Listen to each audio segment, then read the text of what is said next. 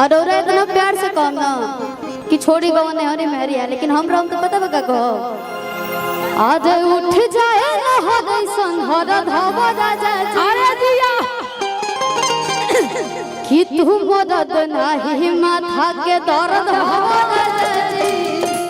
अतन से ना मनिए ना तब फिर कहो कि बने परेशान मन कर ले जान तोहर खाना पीना रोक दे कि तोहरा जैसन मरदा के माथा के दर्द के चूल्हे में झोंक दे कि एक बार दिल के सुकून कैदा। क्या बात है कि ये राजा जी एगो पून कैदा और अपने ही हाथे हमर खून कैदा।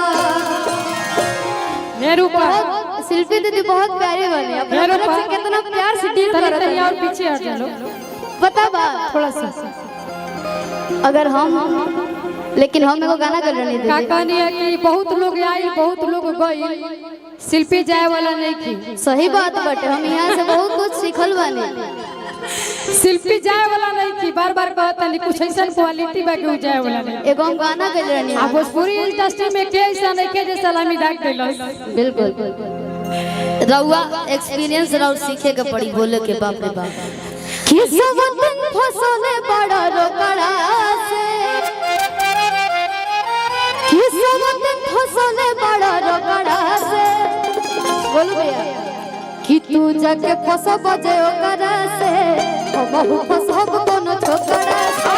तू जाके फसब जे ओकरा से बहु फसब कोनो ओकरा और सेटिंग लगवाला बरोकरा से एकरा से हिंगरा से और सेटिंग लगवाला बरोकरा से कि तू जाके फसब जे ओकरा से बहु फसब कोनो छोकरा से।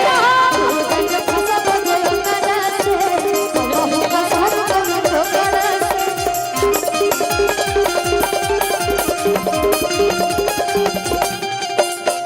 राजा जी दिलवा क्या बोलते हैं वो बोतल में भर के वो लगाना आपका बहुत अच्छा है। हमने के बड़े भैया थोड़ा सा गा लीजिए। संजीव जो कि हम बस वो सुन के चले जाएंगे, थोड़ा सा गा लीजिए। एक लाइन बस उनका है। बोलो भैया। अब बहुत बहुत धन्यवाद शिवानी जी आपके बहुत बहुत धन्यवाद। आप खूब आगे बढ़ी, खूब नाम करी। और एगो बात हम भी कहना चाहते हैं, आशीर्वाद बनल है मंच पर से। हम भी एक बात कहना चाहते हैं, जब हम इंडस्ट्री में भी ना रहे तब से हम आपके सुनता नहीं और बहुत खुशनसीब बनी कि हमने के साथ मंच करे का मौका मिला। और राणा दीदी बस हम एक आपसे बात कहना चाहते हैं कि कोई भी अपने आप में सबे स्टार होखेला। हाँ अपने आप में सबे स्टार होखेला, गावे आवे चाहे ना आवे सबे स्टार होखेला। का जी कैसे कि शिल्पी दीदी के जगह कोई नहीं खेले सकत, ई तो बात माने के बटे। भोजपुरी